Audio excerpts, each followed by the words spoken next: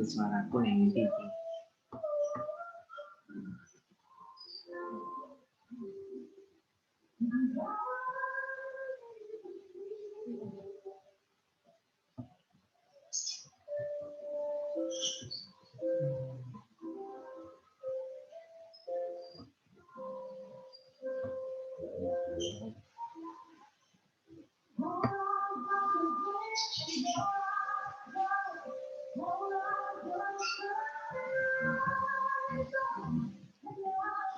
Apakah slide-nya sudah terlihat?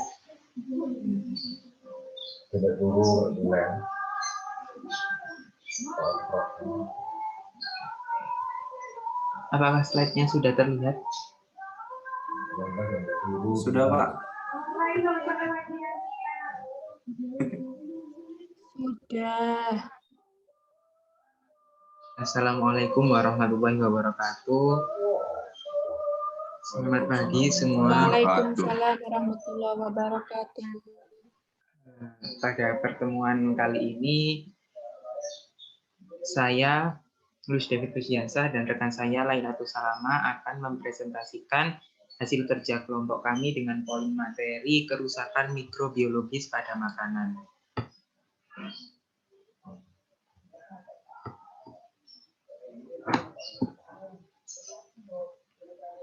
Tujuan pembelajaran itu yang pertama memahami pengertian kerusakan mikrobiologis makanan, kedua mengetahui faktor-faktor utama penyebab kerusakan mikrobiologis makanan, ketiga mengetahui dari perubahan yang terjadi akibat kerusakan mikroorganisme, keempat mengetahui akibat dari kerusakan mikrobiologis, kelima mengetahui cara mencegah kerusakan mikrobiologis pada makanan.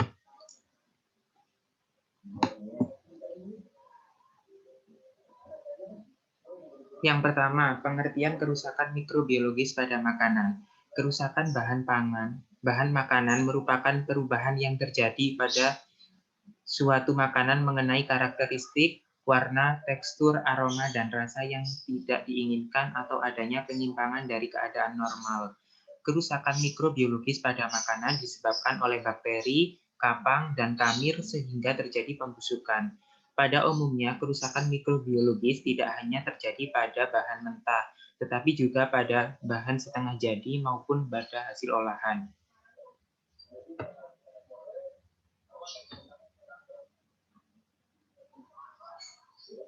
Faktor-faktor utama penyebab kerusakan makanan mikrobiologis.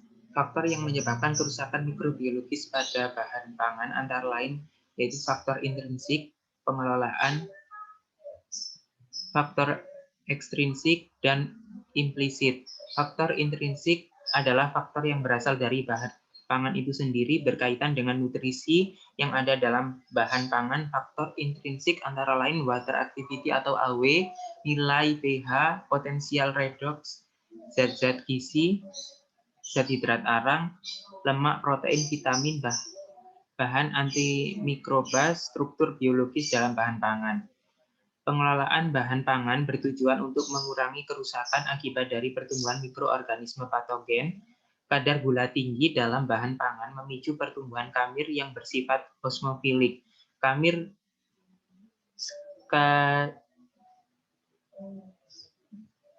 skazuri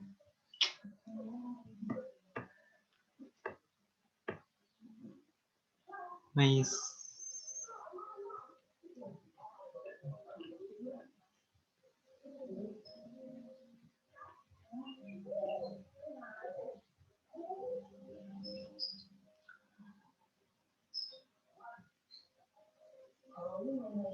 Valeli dan Candida kursi tahan terhadap pengawet seperti asam benzonat dan asam sorbet.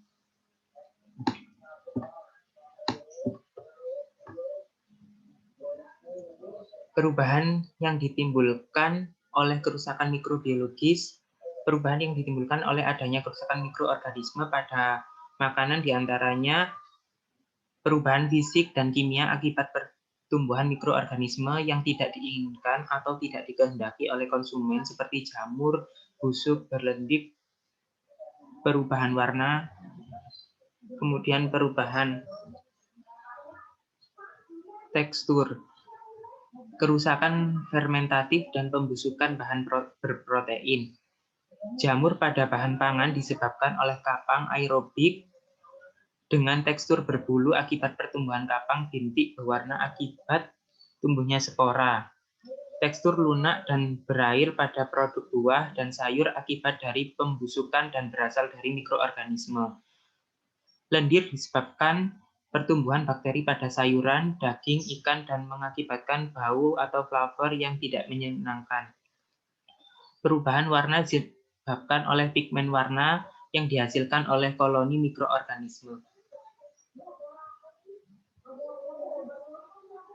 Untuk materi berikutnya akan dijelaskan oleh Lailatul Salama.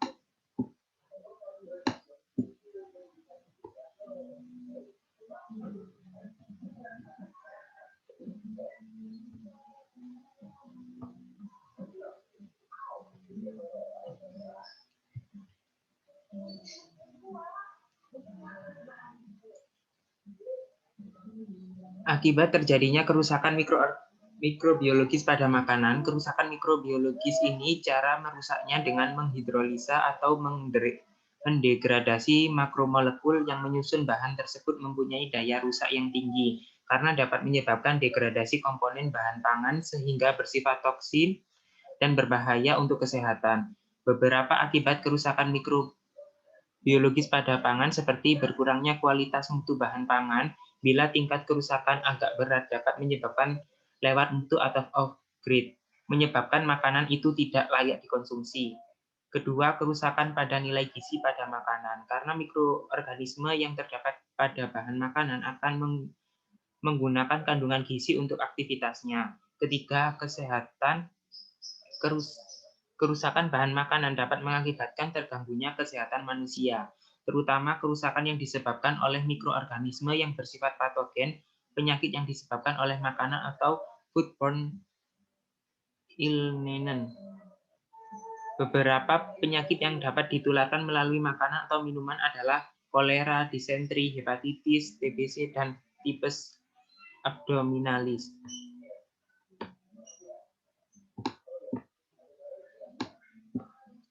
Cara mencegah kerusakan mikrobiologis pada makanan. Kerusakan mikrobiologis pada makanan dapat dicegah dengan cara yang pertama membungkus buah-buahan dengan kantong yang terbuat dari kertas atau plastik atau kain supaya serangga dan hewan pengerat tidak makan buah tersebut.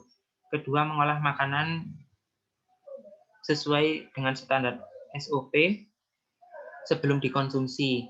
Ketiga, lindungi bahan pangan atau makanan dari cemaran mikroba, misalnya dengan cara melindungi atau menutup bahan pangan atau makanan dari serangan hama seperti lalat, kecoa, dan binatang yang pembawa penyakit lainnya.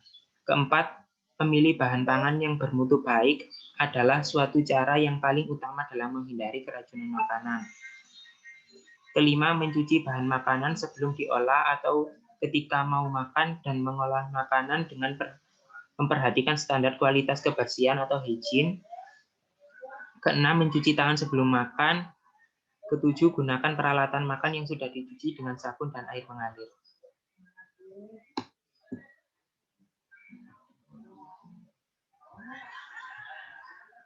Sekian presentasi dari kelompok kami. Jika ada pertanyaan atau yang kurang jelas, silahkan ditanyakan.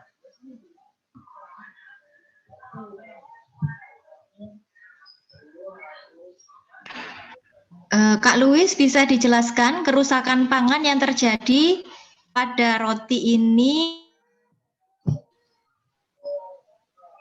Ini apa Mas Luis? Untuk yang roti itu Sama ini sama yang buruk ya untuk produk. untuk yang roti itu merupakan kerusakan mikrobiologis karena roti itu berjamur yang disebabkan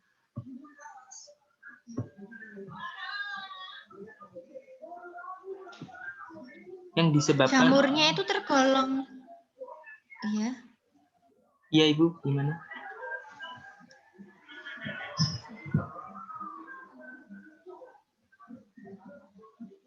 Kita kalau belajar seni kan ada kamir, ada kapang, ada cendawan ya. Kira-kira yang mana yang menyebabkan kerusakan seperti ini? Biru, ada yang hijau gitu ya, ada yang hitam-hitam. Kapang Ibu. Iya, betul sekali. Nah, kalau untuk membuat roti kita perlu bantuan mikroba apa? Kalau yang membusukkan kan yang rusak ini kan kapang ya.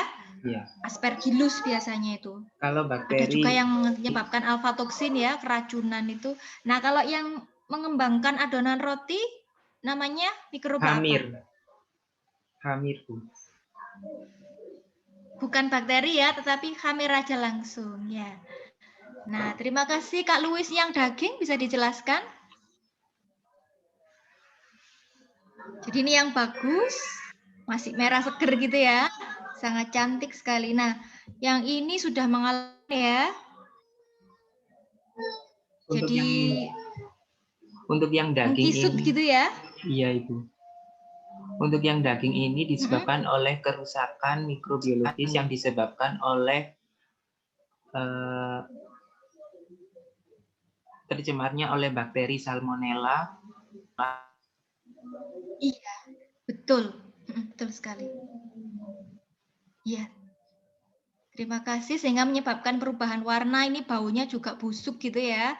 Warnanya ini kalau bisa dilihat, apa gitu, coklat, hitam, kuning gitu. Padahal ini merah segar ya. Kemudian ini juga sudah akan mengkisut. Mengkisutnya, mengkerut ini karena airnya dipakai oleh mikroba dalam pertumbuhannya ya. Nah ini apa Mas Luis yang ini? Yang atasnya itu Abu. Atas, iya. Iya. Itu yogurt Ibu. Yang atas sebelahnya yogurt itu apa? Itu roti juga Ibu. Hot roll. Oh, roti juga. Yang yogurt? Oh, yang yogurt bisa dijelaskan Kak Luis? Jadi ini kan yang bagus bagaimana, terus yang jelek bagaimana? Ini untuk yogurt ini kerusakannya itu terjadi karena yang pertama itu dari daya simpannya itu yang sudah melebihi batas maksimum, terus suhunya itu juga tidak sesuai itu sehingga mikroba itu dapat tumbuh pada yogurt tersebut.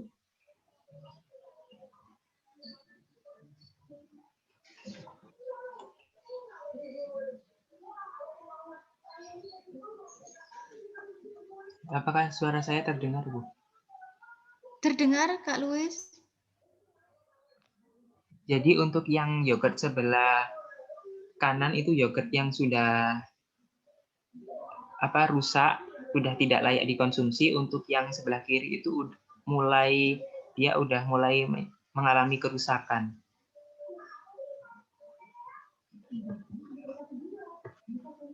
Oke, terima kasih Kak Luis. Selanjutnya bisa dijawab pertanyaan dari teman-temannya ya.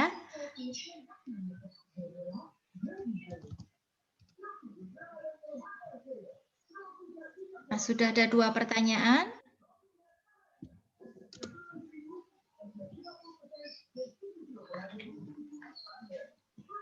Ada dari, banyak sekali.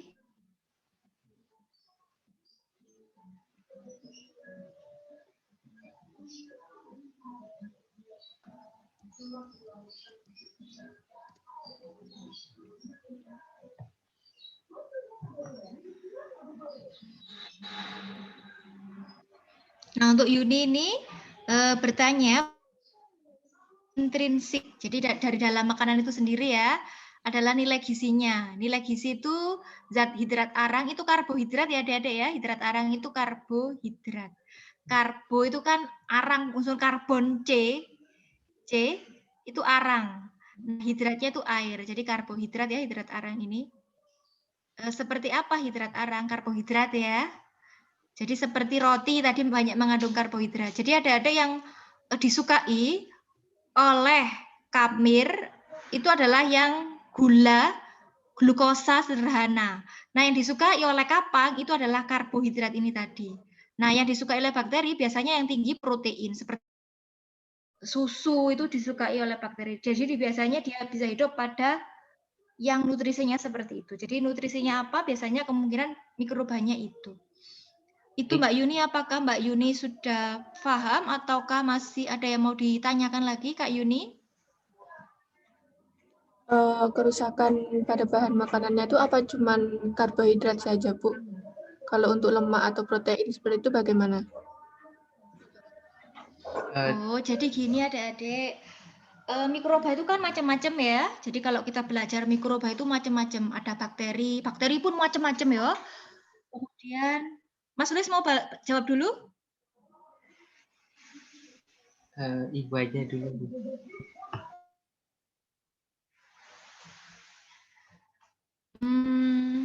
Protein juga macam-macam. Jadi karbohidratnya itu karbohidrat itu kan macam-macam Mbak Yuni ya. Ada yang polisakarida seperti pati, kemudian ada yang disakarida, ada yang oligosakarida, ada yang gula sederhana. Jadi macam-macam seperti bagaimana? Hidrat arang itu ya macam-macam. Ada yang amilum kayak di kentang, roti, ada yang oligosakarida seperti di kacang-kacangan, ada yang di gula, sirup, ataupun di madu itu juga bisa hidup di situ. Mbak Yuni bagaimana? Baik, Ibu. Terima kasih. Kak Luis mungkin langsung bisa dijawab ya. Baik, saya akan menjawab pertanyaan dari Mbak Irvi. Bagaimana penyimpanan di gudang makanan agar tidak mengalami kerusakan? Jadi ketika bahan makanan atau bahan pangan itu mau masuk dalam gudang atau setor, itu kita harus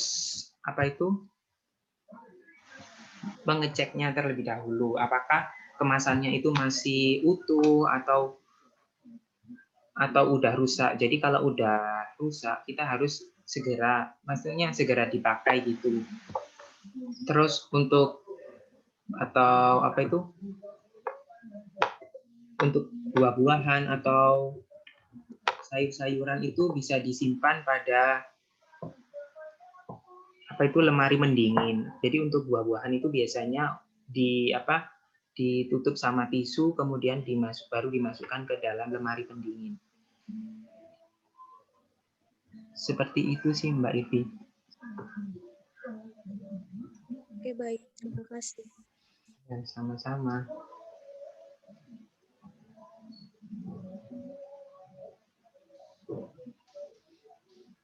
Ya, jadi penyimpanannya, kondisi lingkungannya harus diperhatikan ya.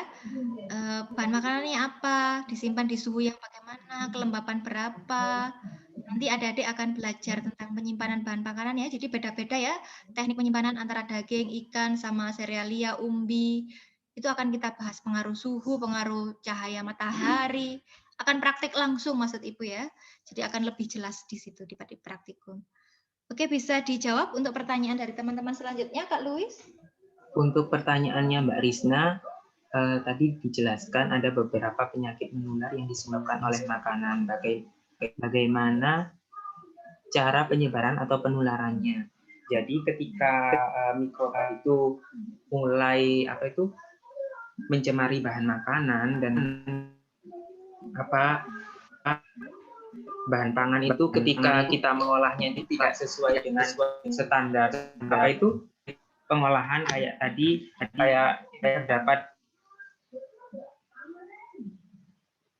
terdapat sebuah mikroba yang hidupnya itu di suhu rendah, itu kan kita itu harus mematikannya dengan memanaskannya gitu Mbak Risma.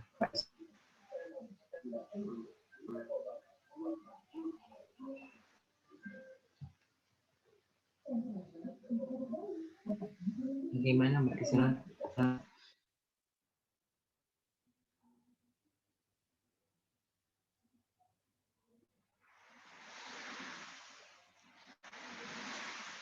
Cara penularannya, kenapa bisa sampai ke makanan? Itu bisa menular dari lingkungan ya, dari udara, sporanya, bakteri kan mikroba itu sporanya ada di mana-mana.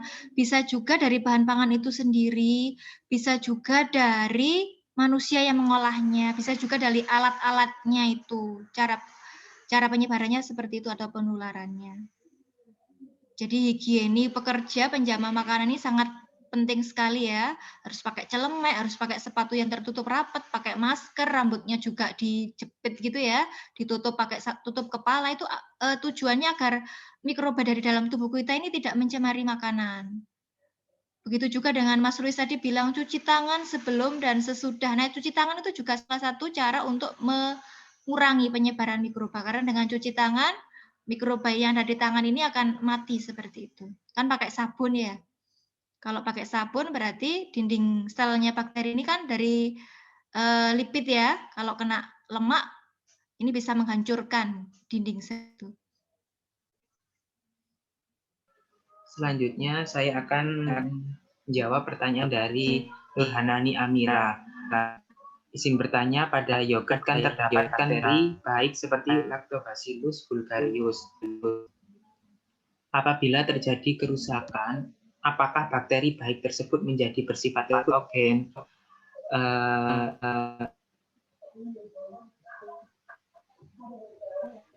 Menurut pendapat saya tentu saja yogurt tersebut yang sudah tercemari yang sudah mengalami kerusakan, jika yogurt tersebut dikonsumsi maka itu akan menjadi toksik bagi kita gitu, Mbak Hani.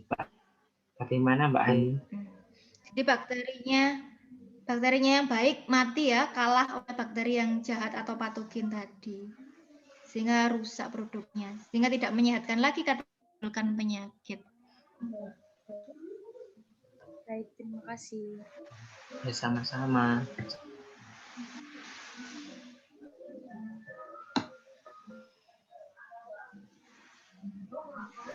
Nah, ini ada pertanyaan lagi dari Alia, silakan dijawab Mbak Yenita.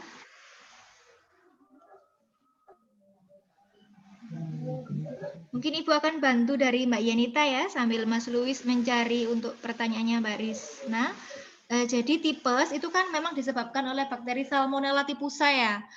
Jadi tipes bakteri ini ada di dalam makanan yang kita konsumsi. Nah, kalau makanan yang kita konsumsi kan kita lewat mulut, baru kerongkongan, baru lambung, baru ususnya. Nah, bakteri ini di usus ini akan menyerap sari-sari makanan adik-adik.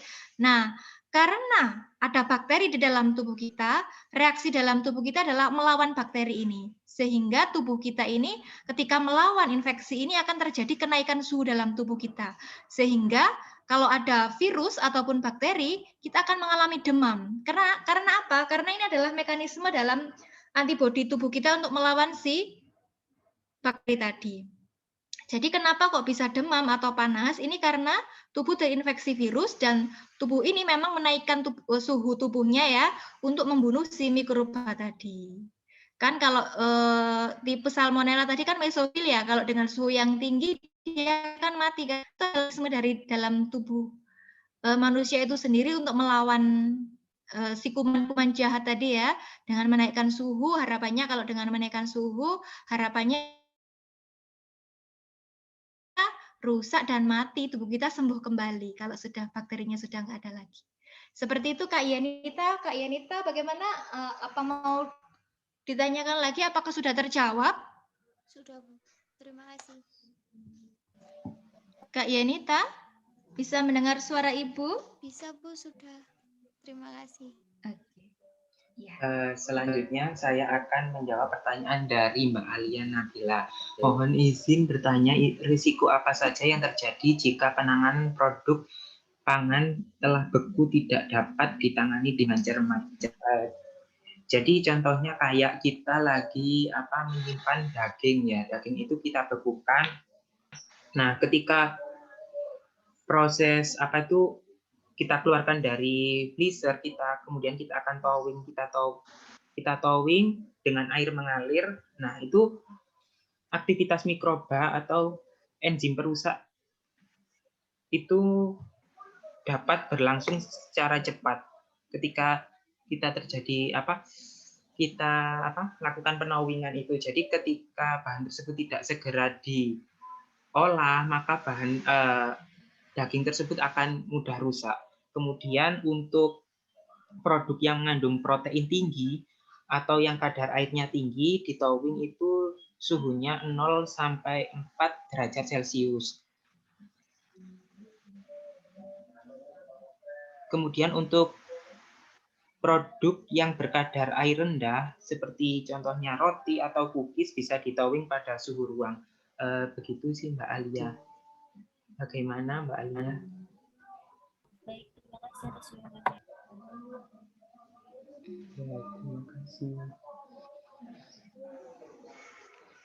Terima kasih atas jawabannya. Oke, ada yang belum bertanya? Biar hari ini Ibu masukkan nilainya enak, keaktifannya 100 semua. Saya mau bertanya Pak Luis. Silahkan. Ini mau nanya ini apa namanya? Kan bahas tentang metode penyimpanan ya. Kan salah satu metode penyimpanan atau pengawetan itu ada yang namanya ini daging asap, ya. Kayak si sapi gitu. Nah, yang saya mau tanya itu sebenarnya seberapa baik sih metode itu? Lalu biasanya kalau sudah melakukan metode itu, faktor apa aja yang menentukan umur penyimpanannya atau masa penyimpanannya itu masih baik gitu. Terus macam kayak sapi itu kan tinggi protein ya. Kalau diasepin gitu apakah masih baik gitu ini proteinnya? Terima kasih Pak Luis.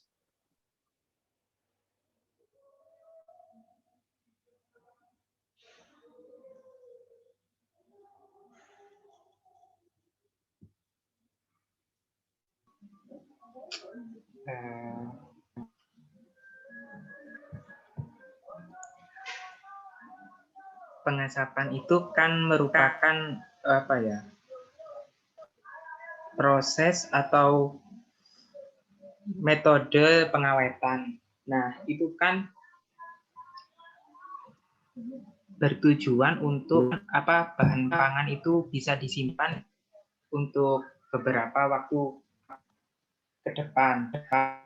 Yang ditanyakan tadi kayak daging sapi jika diasap itu apakah baik dikonsumsi gitu Kak Ivan? Ya kurang lebih kayak gitu Pak. Menurut pendapat saya sih daging sapi itu masih bisa dikonsumsi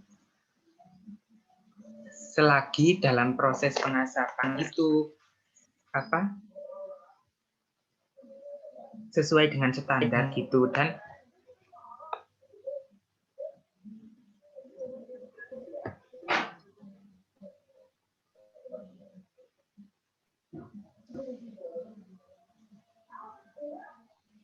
kalau kayak tentang kandungan nutrisi atau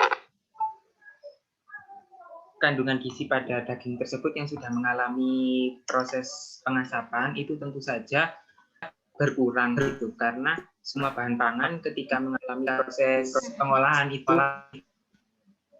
mengalami pengurangan kadar gizi gitu. Kak, bagaimana Kak? Iya, betul. Terima kasih Pak Luis. Walaupun berkurang tapi kan lebih awet. Kalau dibiarkan saja kan busuk justru nggak bisa dikonsumsi lagi. Justru nilai gizinya 0. Tetapi ketika memang berkurang tapi kan masih ada nilai gizinya ya diasapkan ya. Dan juga pengasapan ini selain untuk mengawetkan juga untuk meningkatkan cita rasa. Jadi aromanya agak sangit-sangit gitu ya. Lebih mantul katanya orang-orang begitu Kak Irfan. Betul sekali jawabannya Kak Luis, bagus jawabannya. Ibu hanya menambahkan saja. Baiklah adik-adik, hari ini pertemuannya Ibu akhiri ya. Terima kasih atas perhatiannya, juga keaktifannya. Jadi semuanya dapat 100 ya untuk nilai keaktifan hari ini. Ibu enak masukkan di daftar nilainya. Kurang lebihnya Ibu mohon maaf ya jika ada kesalahan. Kemudian semoga ilmu yang kita pelajari hari ini bermanfaat ya. Semoga tetap diberikan kesehatan, tetap semangat, dan jangan lupa bersyukur. Wassalamualaikum warahmatullahi wabarakatuh. Semangat siang. Waalaikumsalam warahmatullahi Selamat siang Ibu. wabarakatuh. Terima kasih, Ibu.